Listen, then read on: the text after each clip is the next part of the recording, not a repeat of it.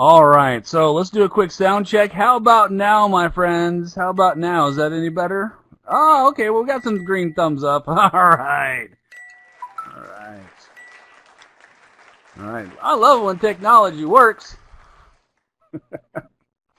So the reason why that probably is low, my friends, is I'm on a new computer today. I'm on a brand new Windows 10 laptop that my tech guy Dylan provided for me because my old desktop is biting the dust, man. It's a Windows 7 box that I've been using for like forever. And yeah, so it's time for a new box, and we're on it right now. So I get to tweak the sound settings just a little bit there. So all right, super cool.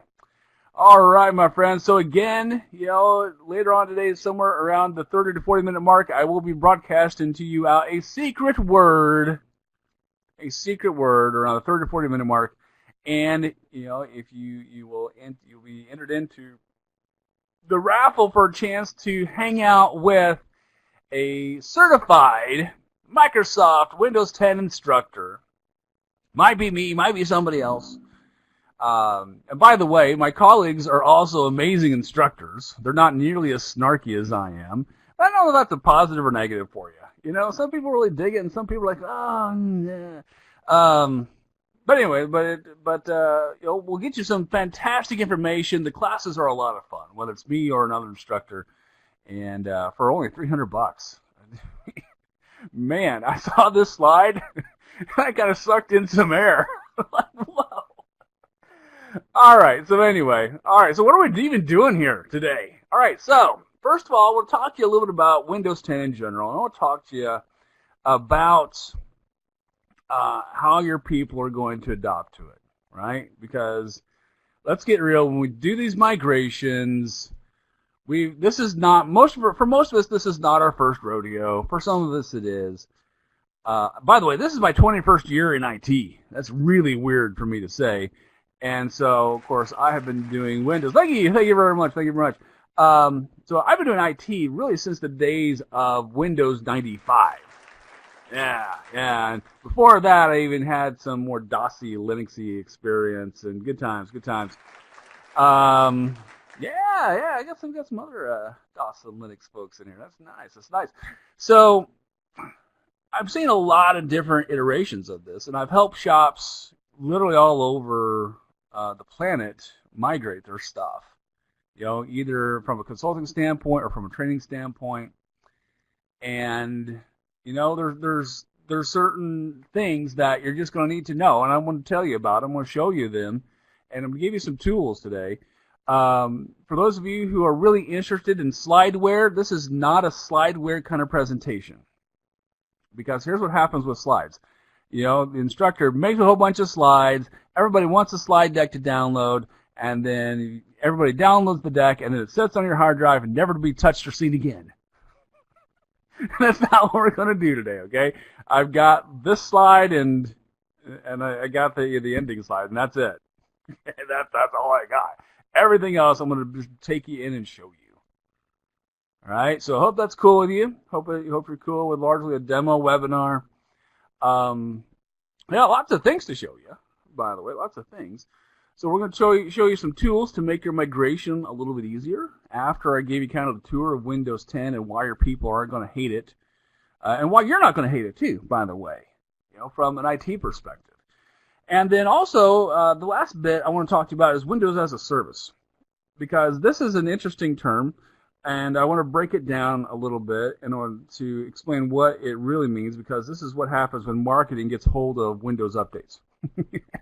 They give it a weird name. Because everyone starts thinking about it. It's like, oh my gosh, what's going to happen? Does that mean that we're now renting Windows? What's going on? It's not that kind of party, okay? It's not that kind of party. Windows as a Service has to do with how we deliver updates. Okay? And so I've got a little video in here to share with you on that as well, to kind of wrap things up with. So that's what's on tap for today's session. All right, and so I've got it a full hour. I don't know if I'll take the full hour. I probably will, because I'll probably run off at the mouth a little too much. But I'm going to try to rein it in the best that I can. And again, I want to get you guys some really solid information and some really solid demos. And get you into thinking about what does this mean for your shop? Well, how is this going to affect you? Because it is, right? Whether or not you decide to go ahead and make the migration to Windows 10, it does affect you, And so let's go ahead and talk about. All right, so I'm going to stop sharing the slide deck here. I'm going to share out my screen here with you where I'm going to be pretty much living for the rest of the session. All right, so let's talk about Windows 7. Most of you know this, but some of you may not. Windows 7 actually left mainstream support on January 13th, 2015. I don't know if you're aware of that, but it's over. Extended support is going to end until January 14th, 2020. Now then, check your date. Okay, that's not that far away. It's really not. So, when extended support ends, that means your security updates and, wait a minute. Security is kind of an important thing today, isn't it? in our day and age? Yes, it is. Let me just give you the answer to that one. So, now, does this mean that Windows 7 will stop working? No, of course not. It'll still work. It's just there won't be any more security updates. Now, if you're okay with that, and your compliance team is okay with that, and and you don't have any legislative entities calling you out on the security of your software, and your customers you think are probably going to be okay with that. Yeah, tell that to your customers. Oh yeah, by the way, we're still running Windows 7. We didn't feel like changing, even though there's no more security updates. All right, that's the great way to end up on the front page of Google or Bing or the Microsoft Network's news feed, because you know what shows up on the top of those pages? Nothing good. Nothing good, right? What do we see? All the, like every other week it seems like somebody else has been hacked. There's another big breach, blah, blah, blah. What was the latest one? Google, right? Google Plus got hacked. And I was like, wait a minute, Google Plus is still around? What's going on with that? So I kind of had a chuckle about that one, but yeah, this is a thing, my friends. And whether or not you decide to do the upgrades, you just need to know that come January 14th, in a very short amount of time, your Windows 7 boxes are out of support. Okay, so yeah, I know there's going to be some shops that are going to continue to use Windows 7, during that year of migration, and that's a Now, I believe, by the way, now if you want to pay a stupid amount of money, then you might be able to finagle some support still, but it's a stupid amount of money. And you know what? My guess is that your bosses and your shareholders and stakeholders are probably not going to really appreciate that, because we know this, right? We've known this for a long while. So it's time, my friends. It's time to start moving, and start thinking about what's it going to take to get your machines over into the Windows 10 world. Now, a couple of beautiful things about Windows 10. Like I said, this is a Windows 10 machine that I am here on, and so a brand new one, as a matter of fact. It's got I got a few files in here. This has been my travel machine, for a little bit, but now. So first of all, one of the big issues that a lot of people freaked out about with Windows 8 was the start menu going away, right? Going bye-bye. Windows 8 and 8.1 was kind of an experiment because we thought that the world was going to go tablet and go tabletified a whole lot faster than it really is, right? And it's not to say that tablets aren't a thing, but certainly tablets did not take over the PC universe like we were anticipating. And thus the Windows 8 and 8.1 interfaces. The vast majority of knowledge workers still work from a keyboard and mouse. And again, Yes, Surface tablets are out there, and iPads and blah, blah, blah, and all those things. But at the end of the day, we still have an interface that we need our users to be comfortable with. And so here you see the initial interface. Now, I know a lot of you know this, right? A lot of you have Windows 10 boxes at home, but maybe you don't. So really, the fun thing about the Windows 10 interface is that there's been a ton of studies on this and usability studies. Users have a very easy time adapting to this interface for a couple of different reasons. First of all, the start menu is here. It's very, very comfortable, very, very usable, and yeah, it looks a little bit different, but users acclimate really quickly in these usability studies.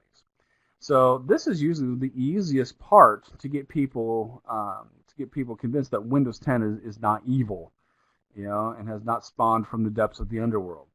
The tiles over here are kind of that throwback from the Windows 8 days. And so if you don't like the tiles, you don't need to have them, right? But they are also customizable. But if you don't want something in here, that's cool. You don't have to have it, right? You don't have to have it. So if I don't want the tips, I can right-click it and unpin it.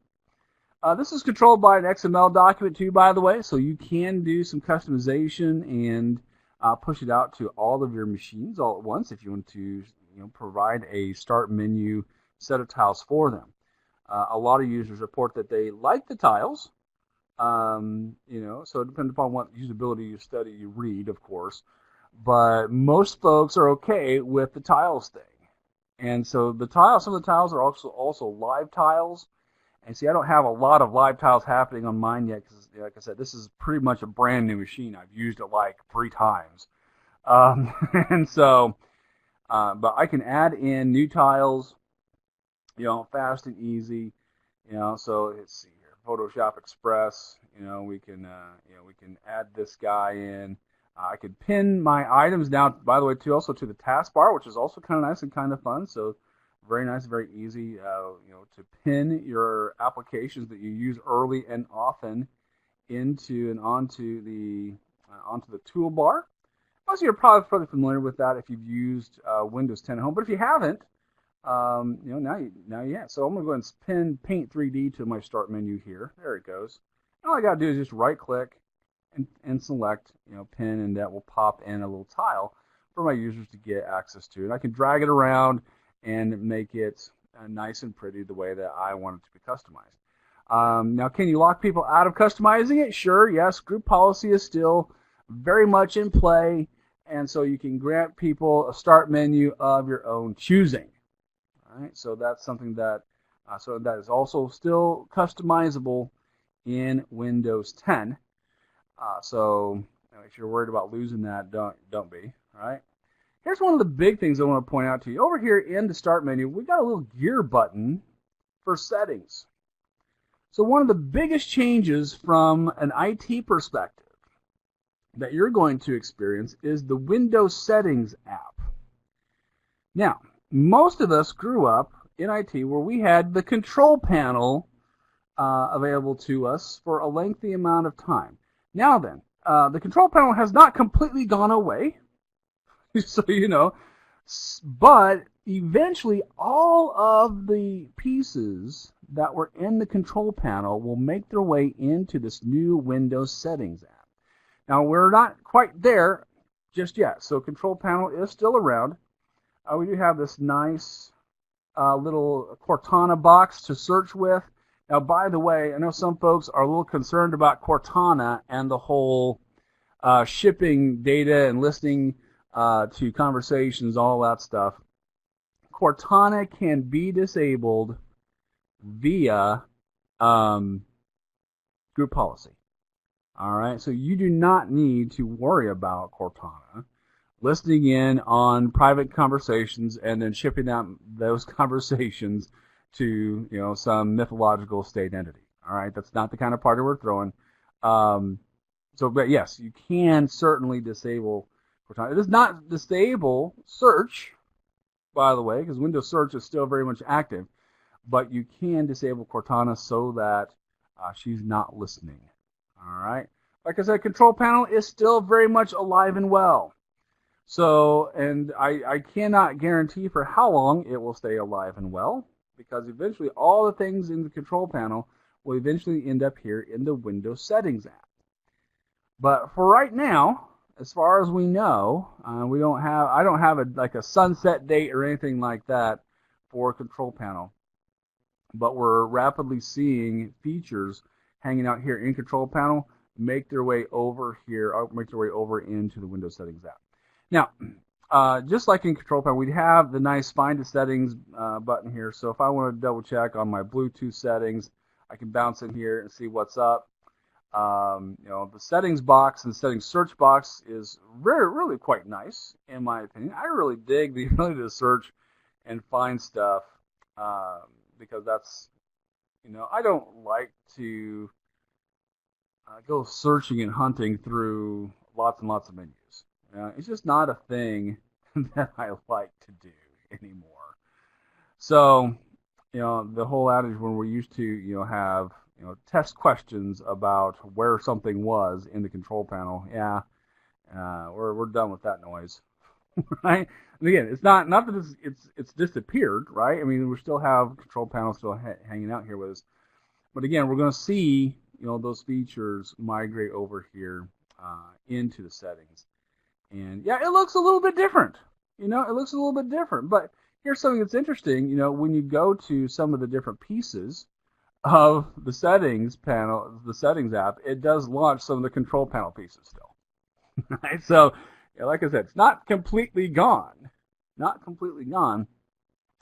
And it does make for a pretty easy migration path, though, I think, because your users, if your users need to get into settings at all, right? Which typically, there's a little bit of a debate about. But it's still pretty easy for, find a setting. Okay, what do I need to do? Oh, well, I need to go to my VPN. All right, okay, cool. I type in VPN, and, it's pretty easy for users to get around because it's prettier, right? It's prettier, it's less technical, and significantly more streamlined than the MMCs and stuff like that we've seen in the past. Okay? So, again, hopefully this is good news to you. I think that there is going to be some learning curve, right, about how we can about which settings are not yet in the settings bar, so which settings are still in control panel. And again, there's going to be some migration, right? There's going to be some migration for that, and so we're going to see continuing more fun things show up. Now then, just as I'm sure and I'm sure you're probably fairly comfortable with this idea of group policy. Whatever you don't want, you can turn off, right? Because group policy is, and yes, there's a whole bunch of new group policy settings for you to play in, right? And yes, you do need to load the new group policy modules into your Active Directory, just like we had to, in the old days for the old stuff. Still things for that. All right, so again, your folks are not going to hate this because there's the new fun, easy features. The search is very easy to implement, but again, the biggest thing is that their start menu will still be here. All right, the start menu will still be here. Now, I was talking about Windows Explorer just a little bit, or now known as File Explorer. So, slight name change. Trips everybody up for about the first 15 minutes of the day when you're talking about File Explorer and not Windows Explorer. But it still looks pretty comfortable, pretty similar to what we have seen. We do have the addition of the ribbon now, and so that's going to take a little bit of getting used to for your folks and maybe even by you. But a lot of the stuff that used to be hidden isn't hidden nearly as much anymore. Now you can roll over up at the top in the tabs and go find all the fun, exciting things that you always wish you could find, and you have to, right-click and, turn your head and stick out your tongue just the right certain way in order to get to that one particular setting. Yeah, you don't have to do that. It's all hanging out now in the ribbon.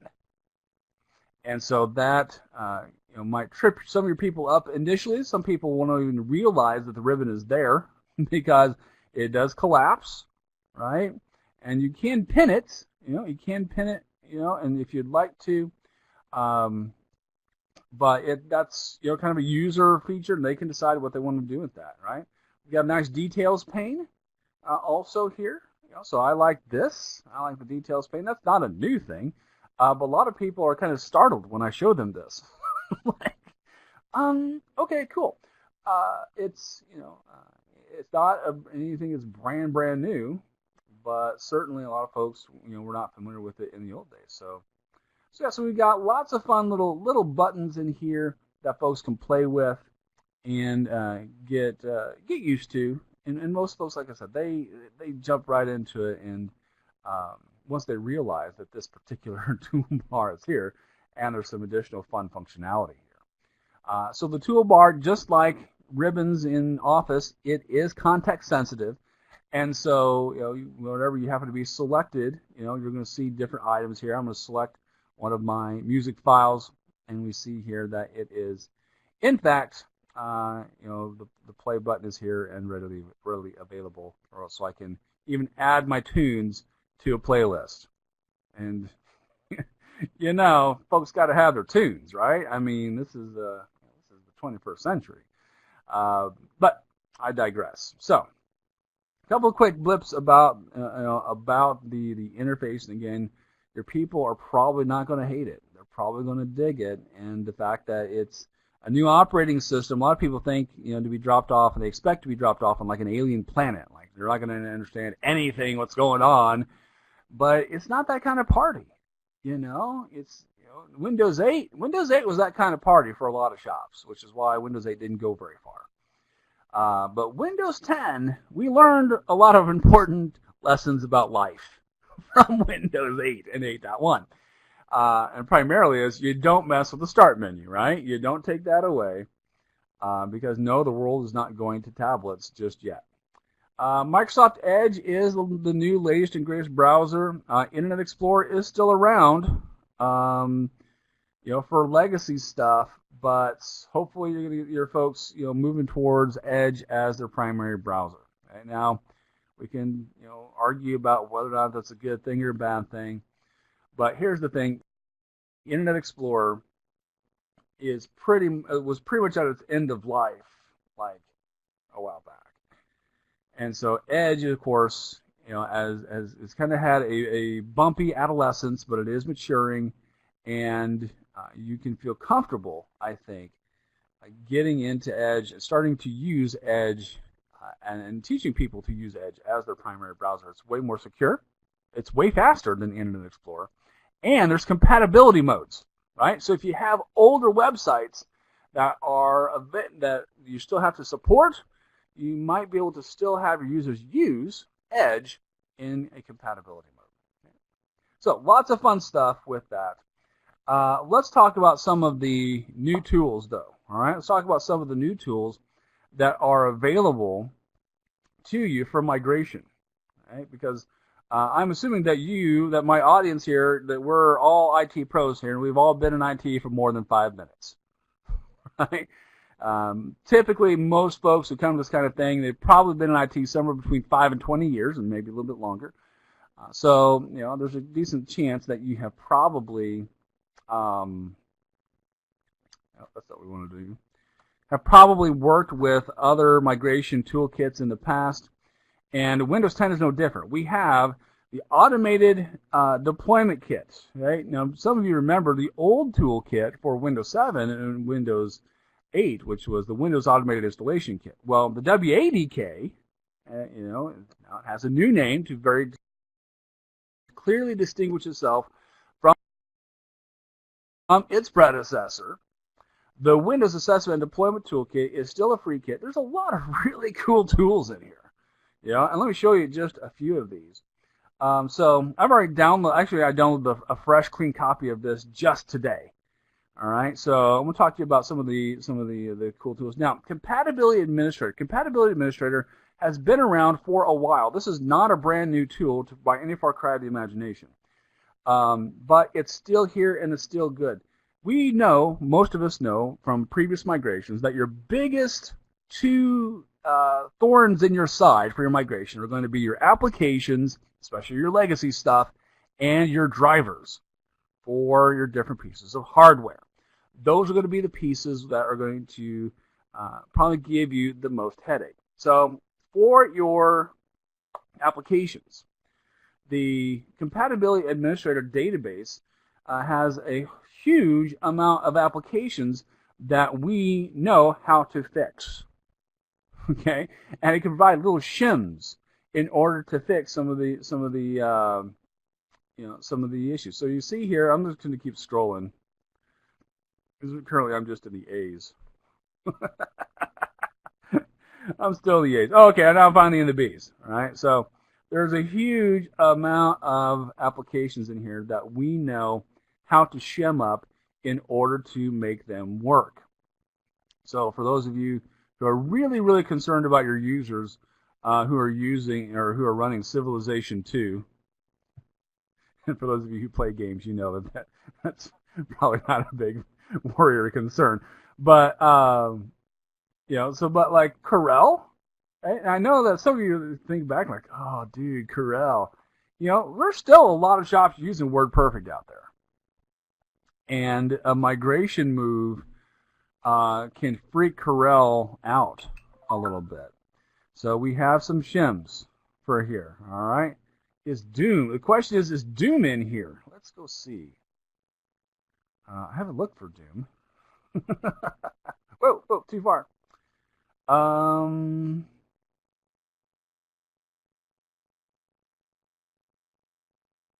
should just do a search, shouldn't I?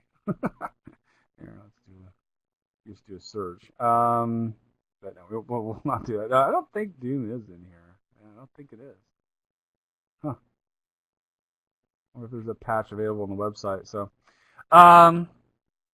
but yeah. So the other thing is that too, older applications, if there's not, and Dylan brings up a really great question. What if you have an application that's just not on here? Doom, as we see, it's not in the list of our compatibility fixes. Okay, cool. So what can we do about that?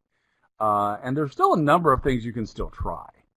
All right, just because it's not in the Compatibility Administrator database doesn't mean that there's not ways we can get it fixed. So there's still compatibility mode. There's still a variety of different tricks that we can try in order to shim up that application to make it run and make it play nice. So the next tool I want to talk to you about, because I got a lot more stuff here, and I'm starting to run out of more time. I thought I'd have more time, but like I said, sometimes I get talking and geeking out about this stuff.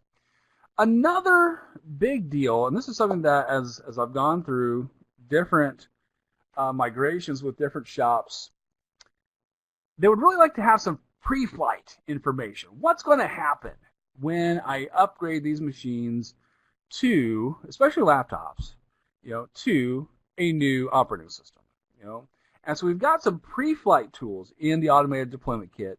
Here's the Windows Assessment Console, and there's a variety of fun little tools that we can run and have it take a look at. So Edward asked the question, easy data migration tool. Okay, well, the term easy is relative. Okay. Let's just start off with that. So, are you talking about the easy, the Windows Easy, the Windows Easy Transfer tool? We used to call it WET. Okay, yeah. So the Windows Easy Transfer tool is not available in the ADK. Right? It is not available in the ADK. I'm sorry.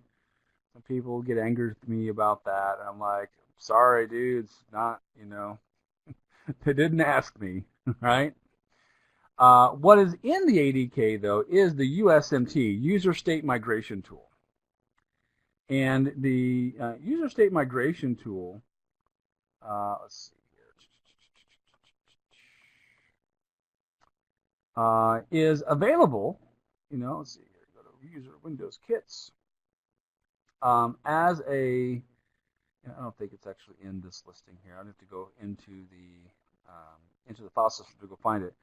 But User State Migration Tool is a scriptable tool, scriptable executable, that's been around for a long time. Okay?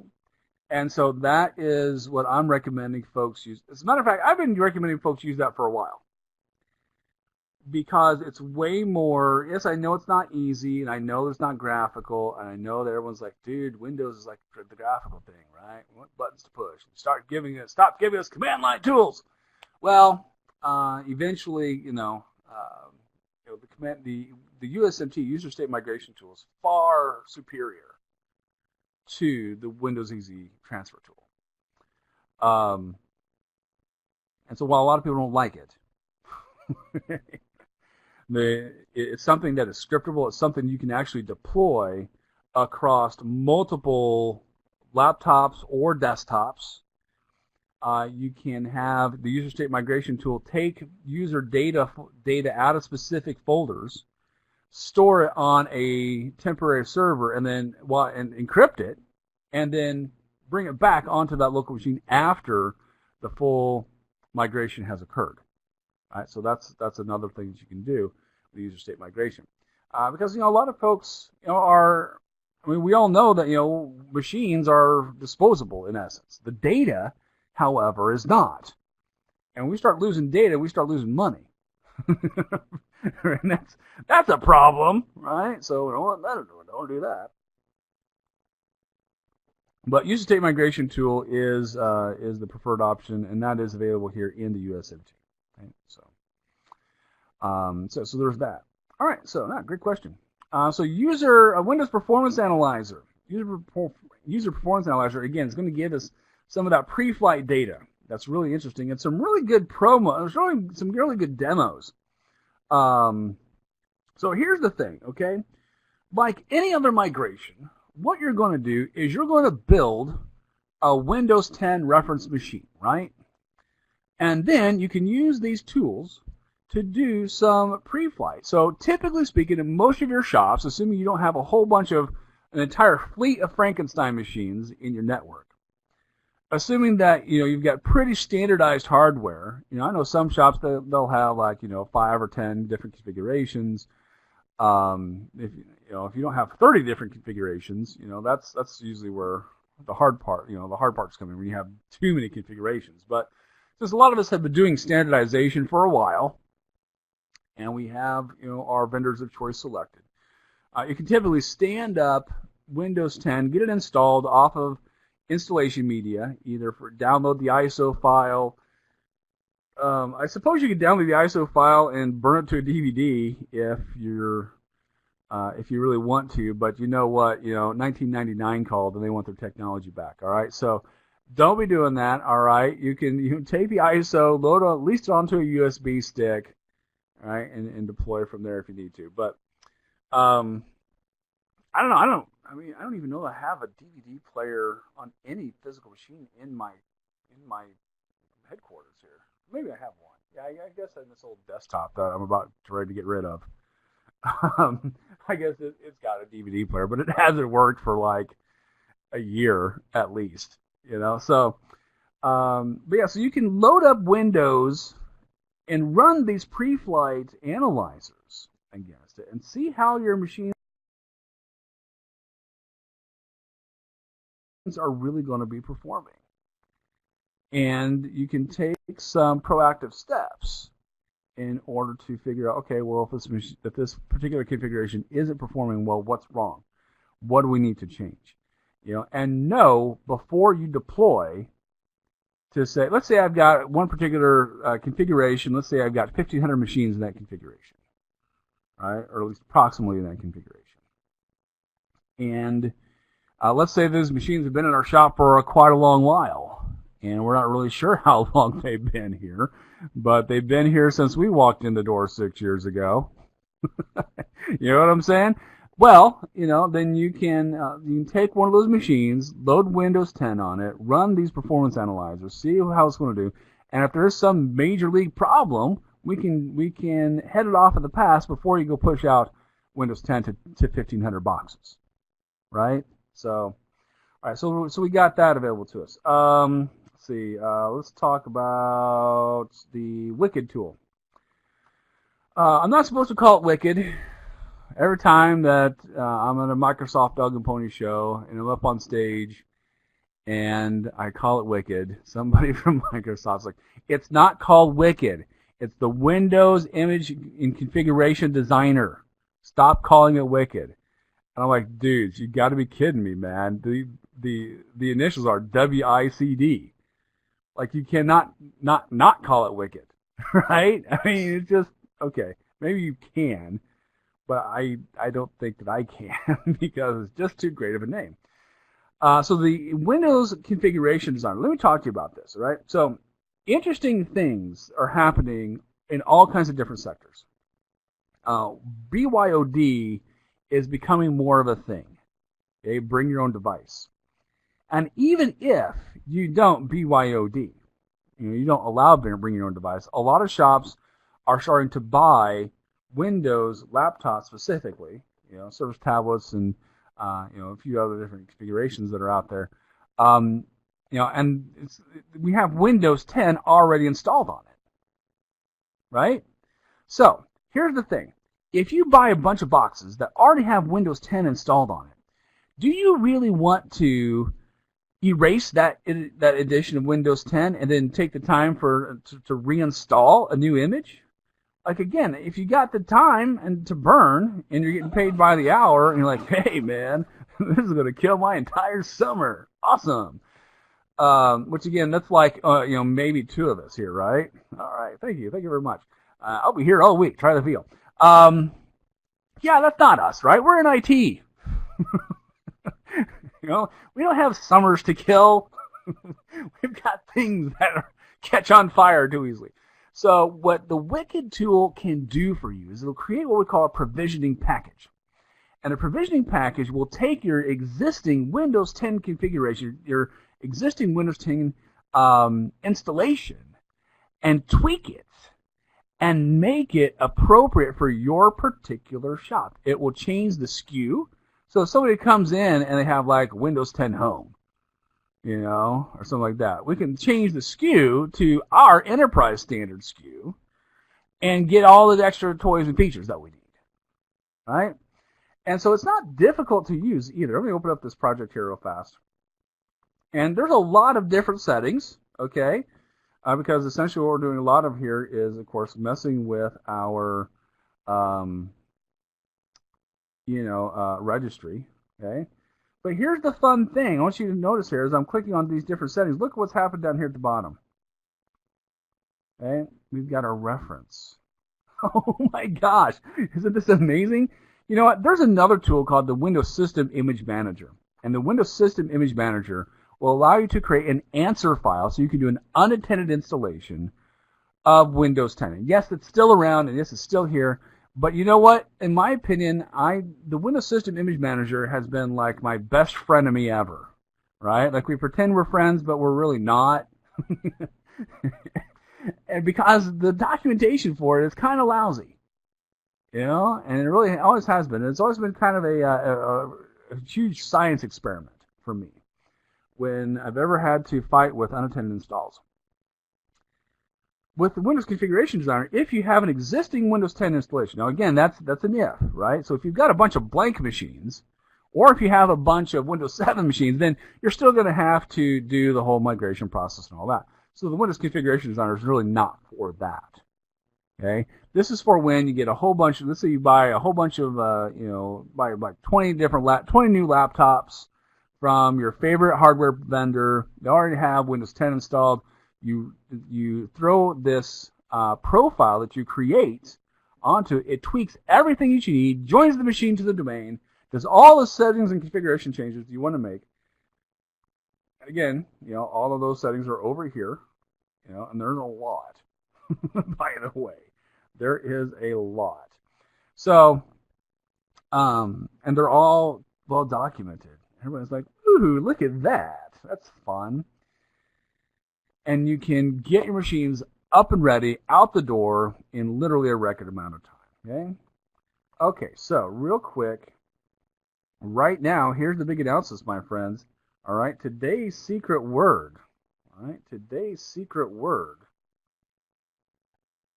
is cheesecake, okay? Today's secret word is cheesecake. So jot that down in your notes. And then at the end of our session here, which is coming up here pretty soon, we're going, I'll give you the information about how to contact marketing again, all right? Today's secret is cheesecake. Okay, so that's as much as I want to talk to you about there. All right, so let's talk about, I'm going to shift gears now, and I want to talk to you about a really fun tool that a lot of people don't even realize is available, and it's coming up. It's going to become more and more exciting, and it's going to become more and more of a big deal, which is Windows Autopilot. All right, so I've got a little video here for you about Windows Autopilot deployment. This is a wickedly cool technology and technique that you're going to work with potentially in conjunction with your hardware providers. As more and more shops have more and more people remote. I'm 100% remote. I've been 100% remote for the last 4.5 years. Okay? I love being remote. There's lots of advantages. But you know what? When you have remote people, yeah, you feeling me on that? Yes. When you have people remote. Coming up, we'll take a look at Windows Autopilot deployment, a new cloud service from Microsoft that provides you a zero-touch experience for deploying new Windows 10 devices. We'll take a look at how you can work with your hardware vendor to use Windows Autopilot deployment, and I'll show you the setup experience on a new Windows 10 device guided by Windows Autopilot deployment that gets your users up and running with everything they need in just a few simple clicks. Today, if you need to deploy new devices in your organization, typically you end up creating your own custom Windows image. You need to get the right drivers, apps, policies, and settings to prepare this image, and then you need to maintain it for every device type you support. For every new PC you deploy, you wipe the Windows that came pre-installed and replace it with your custom image, or you set up a device manually. As the IT owner, you may do this yourself or have your hardware vendor do it for you.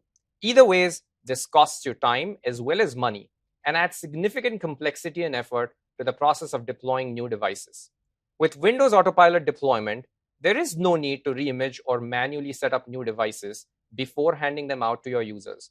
Devices can be shipped from your hardware vendor directly to your employees. IT no longer needs to intercept and touch these devices. There is no need to reimage or manually prep the device before you hand it out to your user. Here's how it works. There are 3 entities involved with Windows Autopilot deployment. Each play a role: the hardware vendor, the IT admin, and finally the user. There are 3 easy steps to get it all working. Step 1 is device registration. When you acquire new devices for your organization, your hardware vendor sends a file containing device IDs to you. All you need to do is upload this device ID file into the Windows Autopilot deployment service using your admin AAD account and claim ownership of these devices for your organization. In the future, your hardware vendor can automatically perform this step on your behalf. Step 2, create your deployment profile and assign it to your devices. With Windows Autopilot deployment, you can customize the user's setup experience and configuration by creating a deployment profile. To create this profile, select the steps you wish to skip in the Windows 10 out-of-box setup experience and choose whether the user must be restricted to a standard account or allowed an admin account on the device. Once you create a profile, you can assign it to your organization's devices. You can also mark a profile as default, so all devices automatically get this profile assigned. Step 3 is shipment. You can now ship your new Windows 10 devices from your hardware vendor directly to your employee. All that your user needs to do is unbox the device, power it on, and go online. As soon as the device is online, even before the user enters their organization email address, the Windows Autopilot deployment service recognizes that the device belongs to your organization and delivers a customized setup experience based on the profile assigned to the device. Once the user signs in, the device enrolls into MDM that will start pushing policies, settings, and apps to the device automatically. The user is up and running with all the apps and settings they need without IT having to physically touch the device in just a few clicks. Let me show you Windows Autopilot in action. After I power on the device, I just need to select a few things like language and keyboard settings and then connect to a network. This can be any network. You could be at home, at work, or even a public Wi-Fi hotspot. With the Creators Update release of Windows 10, the out-of-box setup supports captive portals. In my case, I'm connecting to my home network. As soon as a device connects to the network, the Windows Autopilot deployment service will immediately recognize that the device belongs to my organization and customize my setup experience. I'm directly taken to my organization's sign-in page. Note that this page is personalized with my organization's name and logo, so the device knows it belongs to my organization just by virtue of connecting to the network, all powered by Windows Autopilot. If you've set up Windows 10 before, you'll recognize that several steps in the setup experience that require the user to make decisions do not show up. Decisions such as choosing between personal device or work device, setting up Cortana, selecting privacy settings, registration with the OEM, and so on. Windows Autopilot deployment took care of those decisions for the user on behalf of IT.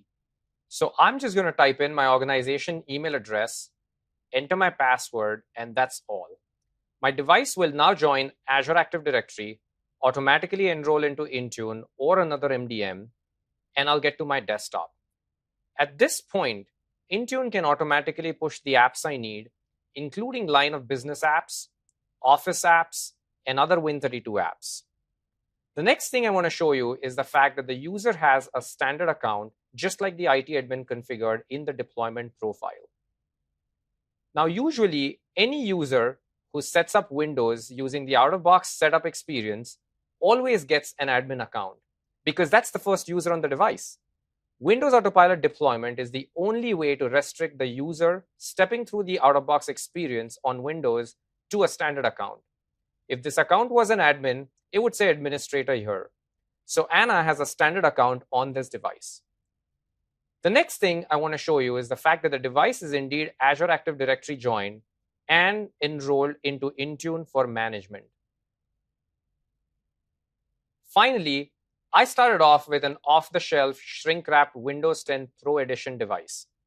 My device can automatically upgrade from Windows 10 Pro to Windows 10 Enterprise, so long as the IT admin assigned a Windows Enterprise license to my Azure AD user identity, similar to how you would assign a license for Office 365. There are no product keys, no reboots. It doesn't even need an enterprise activation server on CorpNet. So that was a quick tour of Windows Autopilot deployment. You can try it out today with the Creators Update release of Windows 10. To learn more, check out the link below. We'll be adding some exciting new capabilities to Windows Autopilot with the next Windows 10 feature update later this year. So stay tuned, and thanks for watching. What? Oh, man. All right. So, this is a pretty cool thing. And yeah, the question is, does it need Windows 10 Enterprise? No, you can do it with Windows Pro. You do have to work with your hardware vendor, right? So, and in terms of only working with Azure, as the question is, this is a Microsoft service, right? This is a Microsoft service. So yeah, this is not something that you can just throw on to AWS. So yeah, great questions. Okay, so let me go ahead and roll on back in here. And let's see, Dylan's Dylan wants to answer a question there. So anyway, so let me talk to you a little bit about Windows as a service. Okay, so I know a lot of you are maybe we should not, because you guys are all kinds of excited about that, right? Because it's cool. I mean, it's really freaking cool, dudes. I totally dig it. And in the chat box with my colleague Dylan here, and he said he's already actively working with this technology for our shop for directions training, and because it's most of us are remote now. Even the owner is remote. So we're all remote. Yeah, we're all scattered, and so that's a bigger and bigger deal all the time. Okay, let's talk about updates real quick. Okay, and this whole Windows as a service thing. We're talking about Windows as a service. We're not talking about renting your Windows. Okay, we're talking about updates. Okay, we're talking about updates. And so when we're looking at updates, and I'm going to toss this link here because we're going to run out of time here really fast. I'm going to toss a link here into the chat box for you guys.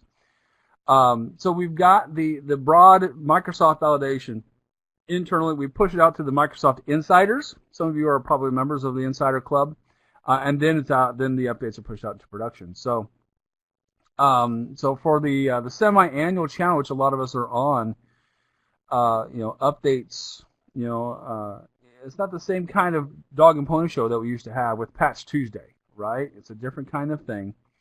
And so application compatibility issues are significantly solved with this kind of thing. But yeah, so there's lots of advantages to this new style of pushing out updates. And technically speaking, in theory, Windows 10 could potentially be the very last edition of Windows that's ever released, because with Windows as a service, updates, new features, and all that are pushed out through the updates package. We've moved away from having so much stuff crammed into the kernel. We now have a nice, small, tight, compact kernel, and all of our processes run around the outside of the kernel. So you don't get nearly as many blue screens of death nowadays. I'm not going to say not never, because sometimes even the kernel can freak out because it's still software, right? And it's there's still sometimes weird issues that are just standard IT, right? Because we all know that there's one truth in IT, and that is that computers break, right? That's why we'll always have jobs somewhere, somehow, because somebody's got to fix the machines. So, but yeah, I digress, into a little tirade there. But the reality is that this could potentially be, the last edition. Now, will it be? I don't know. Unless we make some kind of great, huge leap in processing and RAM technology, there's a significant chance that it could be, at least for a significant while. But Windows as an update, Windows as a service, is really all about how we deliver updates. Okay, so I just wanted to kind of put your fears to rest. If you had heard that term and you were kind of tripping out about it, hey, I get it, right? I totally get it, because a lot of people think, oh man, now we're going to be hit with a whole bunch of service fees, literally every month, and it's not that at all. Okay, it's not that at all. We're not running Windows rentals, right? Your licensing and all that, it really hasn't changed that much. So we still have enterprise licensing, we still have multiple activation keys. Talk to your resellers about that, but certainly that kind of thing hasn't really shifted a lot.